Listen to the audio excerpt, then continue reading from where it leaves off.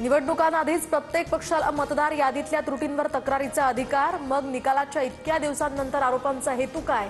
राहुल गांधींच्या आरोपांवर निवडणूक आयोगाचा सवाल। राहुल गांधींनी मतचोरीच्या आरोपांसंदर्भात 7 दिवसात प्रतिज्ञापत्र द्यावं, अन्यथा निराधार आरोप केल्याप्रकरणी देशाची माफी मागावी, मुख्य निवडणूक आयोगाचं आव्हान। बिहारमधील सासाराममधून राहुल गांधींच्या मतदार अधिकार यात्रेला सुरुवात, भाजप आणि निवडणूक आयोगाकडून मतांची चोरी, राहुल गांधींचा हल्लाबोल।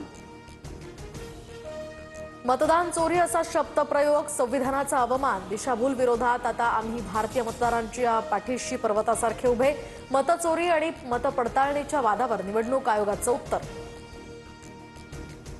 2024 मध्ये ज्यांच्या सहकार्यानं मोदी निवडणूक जिंकले ते माजी निवडणूक आयुक्त राजीव कुमार कुठे आहेत? राजीव कुमार यांनी राहुल गांधी यांच्या आक्षेपांवर उत्तर द्यायला हवीत, संजय राऊतांचा निशाणा।